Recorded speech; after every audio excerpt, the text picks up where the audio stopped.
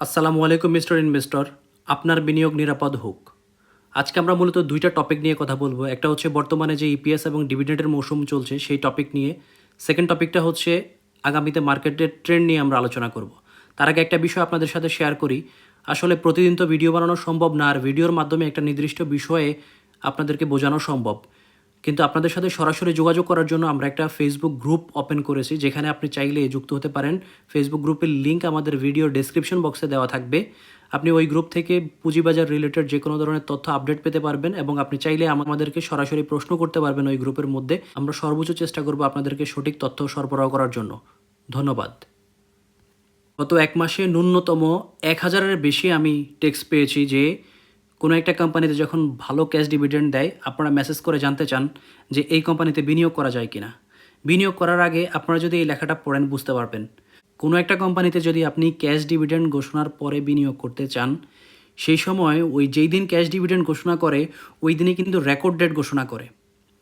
আর cash dividend ঘোষণা করার সাথে সাথে যদি ভালো ক্যাশ ডিভিডেন্ড হয়, যদি ইপিএস ভালো হয়, বেশিরভাগ সময়, সব সময় না, অনেক সময় ভালো ক্যাশ ডিভিডেন্ড ঘোষণা করার পরেও স্টকের দাম কমে যায়, কিন্তু বেশিরভাগ সময় ওই স্টকের দাম বৃদ্ধি পায়।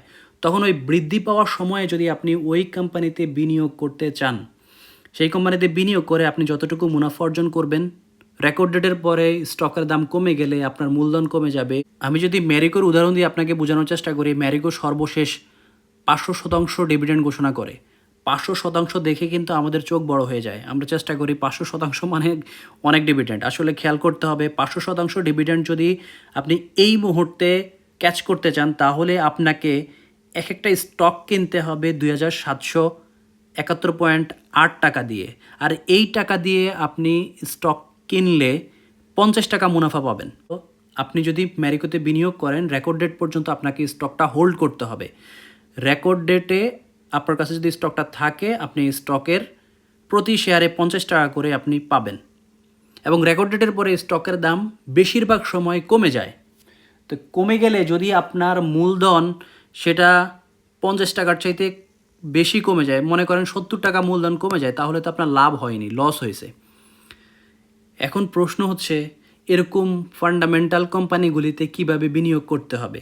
প্রথমে ফান্ডামেন্টাল কোম্পানি চেনার জন্য আমাদের ফ্রি ট্রেডিং কোর্সের 3য় ক্লাসে আমরা বিস্তারিত আলোচনা করছি। এখানে আমি আপনাদেরকে সংক্ষেপে শেয়ার করি।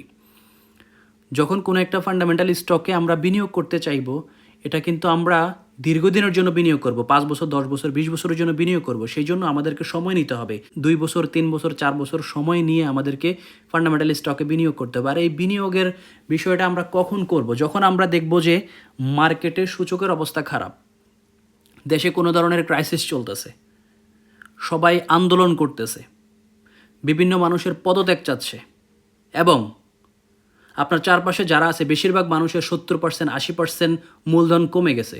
ওই সময় এই ফান্ডামেন্টাল যে স্টকগুলি আছে, ম্যারিকো, ব্যাডবেসি, স্কোয়ার ফার্মা, ইউনিলিভার, জিপি, এই স্টকগুলির দাম তখন প্রায় 20-30% কমে। ওই সময় আপনাকে বিনিয়োগ করতে হবে। পুরোপুরি বিনিয়োগ করা যাবে না, হয়তো 30%, 50% বিনিয়োগ করতে হবে, কারণ আপনি তো শিওর না যে এই স্টকের দাম আরও কমবে কিনা। সো ধাপে ধাপে 3 ভাগে 4 ভাগে বিনিয়োগ করে এই স্টকগুলি হোল্ড করতে হবে। কারণ এই ম্যারিকোর স্টক কেউ না কেউ 2014 সালে 1200 টাকায় পারচেস করে বসে আছে। 2024 সালে কেউ না কেউ এই স্টকের দাম 1900 টাকার আশেপাশে পারচেস করে বসে আছে। তাহলে যে 1200 টাকায় পারচেস করে বসে আছে, রেকর্ড ডেটের আগে স্টকের দাম যদি 3000 টাকা হয়ে যায়, আর সে যদি বুদ্ধিমান বিনিয়োগকারী হয়, সে কিছু স্টক বিক্রি করে দিবে। এই স্টকগুলি বিক্রি করার পরে যখন আবার স্টকের দাম কমে আসবে, তখন সে আবার কিনবে। যারা নর্মালি ফান্ডামেন্টাল স্টকে বিনিয়োগ করে, দীর্ঘদিনের জন্য তারা বিনিয়োগ করে, তারা বিক্রি করতে চায় না, কিন্তু যখন স্টকের দাম অনেক বেশি হয়ে যায় তখন কিন্তু তারা বিক্রি করে। তো এই ফাঁদের মধ্যে যদি আপনি পড়ে যান, সেই ক্ষেত্রে আপনি বেশি দামে কিনে কম দামে বিক্রি করতে হবে। সো ফান্ডামেন্টাল স্টকে বিনিয়োগ করার আগে আপনাকে অনেক কিছু ভেবেচিন্তে বিনিয়োগ করতে হবে। দীর্ঘদিন ধরে আমরা দেখতে পাচ্ছি আমাদের মার্কেট কারেকশন হচ্ছে, নিচে নামতেছে, কারেকশন হয়ে হয়ে নিচে নামতেছে। তবে গত সপ্তাহে উইকলি চার্ট চেক করে আমি একটা জিনিস লক্ষ্য করলাম যে একটা হ্যামার ক্যান্ডেল ক্রিয়েট করছে। নর্মালি হ্যামার ক্যান্ডেল যখন ক্রিয়েট করে তখন বাজার বুলিশ রানের দিকে যায়, বাজার তখন আপ ট্রেন্ড হয়ে থাকে। হ্যামার ক্যান্ডেল কাকে বলে? যখন কোনো একটা ক্যান্ডেলের বডির চাইতে যে উইকটা থাকে সেটা প্রায় ডাবল হবে, সেটাকে আমরা হ্যামার ক্যান্ডেল বলবো। আর হ্যামার ক্যান্ডেলের পরে বাজারের অবস্থান ভালো হয়। আমরা চার্টটা দেখার চেষ্টা করি যে এই হ্যামার ক্যান্ডেলটা কীভাবে, আমরা দেখতে পাচ্ছি উইকলি চার্টের এই জায়গাটায় হ্যামার ক্যান্ডেল তৈরি করছে। তাহলে আশা করা যায় আগামী কয়েকদিন মার্কেট পজিটিভ হওয়ার সম্ভাবনা আছে। আমি বলছি না পজিটিভ হবে, আর মার্কেট পজিটিভ হবে বললে কিন্তু ডিরেক্ট পজিটিভ হয় না, শুধু বাড়তে থাকবে বাড়তে, বিষয়টা এরকম না। কমবে বাড়বে, কমবে বাড়বে, আবার বাড়বে। এটা কিন্তু চার্ট যা বলতেছে আমি সেটা বলতেছি। আমি আপনাকে বলছি না মার্কেট পজিটিভ হবে, আমি বলতেছি শুধুমাত্র চার্ট যেটা বলতেছে সেটা আপনাকে বলতেছি। 52 দিন পর হিস্টোগ্রামের সবুজ সংকেত, বাজারে ক্রেতাদের শক্তি বাড়ছে এবং দাম বাড়ার সম্ভাবনা রয়েছে। এটা শুধুমাত্র বেশ কটা ইন্ডিকেটরের উপর নির্ভর করে আমি আপনাদেরকে বলছি। আমি বেশিরভাগ সময় আমি আমার ভিডিওতে চেষ্টা করি শুধুমাত্র বাজারের ইন্ডিকেটরগুলি কি বলে সেটা আপনাদের মাঝে তুলে ধরা। আমি আমার নিজের কোনো বক্তব্য ভিডিওর মধ্যে দেওয়ার চেষ্টা করি না।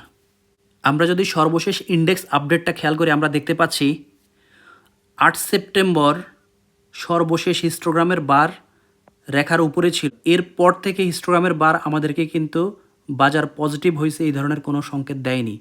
প্রায় 52 দিন পর আমরা দেখতে পাচ্ছি হিস্টোগ্রামের বার এখানে সবুজ সংকেত দিচ্ছে। আর এই 52 দিন আগে আমাদের সূচক ছিল, আমরা এখানে দেখতে পাচ্ছি 5665। বর্তমানে আমাদের সূচক হচ্ছে 5122। এই যে প্রায় 532 সূচক কমে গেছে, এটা গত 52 দিনে এটা কমে গেল। সো আমরা যদি একটা জিনিস লক্ষ্য করি, বাজার কোথায় যাবে, নর্মালি আমরা তো জানি বাজার বিভিন্ন ধরনের নিউজের কারণে, বিভিন্ন ধরনের কারেকশনের কারণে বাজার পরিবর্তন হয়। কিন্তু আমরা এই চার্টটাকেও যদি লক্ষ্য করি, এই চার্ট কিন্তু আমাদেরকে বলে দিচ্ছিল যে বাজার পরিবর্তন হবে। যেমন এই ব্লু রেখা, ম্যাকডির ব্লু রেখা রেড রেখাকে ক্রস করে নিচের দিকে আসছে। হিস্টোগ্রামের বার নিচের দিকে লাল হয়েছে। এই দুইটা লক্ষণ দেখলে আমরা বুঝতে পারি যখন হিস্টোগ্রামের বার গাঢ় লাল থাকবে, নিচের দিকে থাকবে, তার মানে বাজার নিচের দিকে যাচ্ছে। যখন ব্লু রেখা রেড রেখাকে ক্রস করে নিচের দিকে আসবে তখন বাজার খারাপের দিকে যাচ্ছে। এখন আমরা এই গতকালকের লক্ষণটা আলোচনা করি। হিস্টোগ্রামের বার উপরের দিকে সবুজ তৈরি করছে, ব্লু রেখাটা রেড রেখাটা ক্রস করে উপরের দিকে যাচ্ছে, তার মানে একটা পজিটিভ লক্ষণ। ইন্ডেক্স অ্যানালাইসিস করে বলতে পারছি আগামী কয়েকদিন আমরা বাজার আপট্রেন্ডে দেখতে যাচ্ছি। এবার আমরা কতটুকু আপট্রেন্ডে দেখতে পাচ্ছি, এটা কি বাড়তে বাড়তে সূচক 5000, 10,000, 6,000, 20,000 হইতে থাকবে? না, সেটা কিন্তু ধীরে ধীরে বাজারের ধর্মই হচ্ছে যে দাম বাড়বে কমবে, একটা ট্রেন্ড মেনে উপরের দিকে যাবে। আমরা যদি ইন্ডেক্সের 1 ঘন্টার ডাটা নিয়ে আলোচনা করি, আমরা দেখতে পাচ্ছি বর্তমানে বাজার আছে 5122.22। এইখানে এই জায়গাটায় একটা রেজিস্ট্যান্স আছে, আর এই রেজিস্ট্যান্সটা হচ্ছে 5272.9। আমরা এটাকে বলতে পারি 5273। তাহলে এই চার্টের উপর নির্ভর করে আমরা বলতে পারি মার্কেট মোটামুটি আগামী কয়েকদিনের মধ্যে, আমি বলছি না একদিনেই চলে যাবে, আগামী কিছুদিনের মধ্যে 5273 পর্যন্ত যেতে পারে। এইটা চার্ট বলতেছে। এই 5273 যদি ক্রস করে ব্রেকআউট করে উপরের দিকে যেতে পারে এবং ভলিউম বাড়তে থাকে, এখানে যে ভলিউম আছে ভলিউম যদি বাড়তে থাকে, তাহলে মার্কেটে আমরা খুব ভালো ধরনের একটা ট্রেন্ড দেখতে পাবো। যদি 5273কে ক্রস করে উপরের দিকে না গিয়ে নিচের দিকে আসে, তাহলে সর্বনিম্ন আমরা আশা করি 5070 পর্যন্ত আসবে। এরপর যদি মার্কেট আরও নিচে নেমে আসে, চার্ট বলতেছে, তাহলে মার্কেট আরও অনেকটা নিচে নামবে। এটা শুধুমাত্র চার্টের উপর নির্ভর করে আমি এই মন্তব্য করতেছি, এটা আমার কোনো ব্যক্তিগত অপিনিয়ন না। আপনি এই মন্তব্য চাইলে চার্ট অনুযায়ী আপনি ফলো করতে পারেন, নাও করতে পারেন, সেটা আপনার ব্যক্তিগত সিদ্ধান্ত। তাহলে আমরা মার্কেট দেখলাম, সূচক দেখলাম, এবার যে কোনো একটা স্টক দেখি যে এই বাজার যেই মুভ করতেছে সেটার পাশাপাশি স্টকগুলি কিভাবে মুভ করে সেটা আমরা কয়েকটা ইন্ডিকেটরের মাধ্যমে দেখার চেষ্টা করি। আমরা এখানে দেখতে পাচ্ছি যে 19 অক্টোবর হিস্টোগ্রামের বারটা সবচেয়ে বেশি লাল ছিল। 19 অক্টোবরে হিস্টোগ্রামের বারটা সবচেয়ে বেশি লাল ছিল। ওই দিন স্টকের দাম ছিল 26.6 টাকা।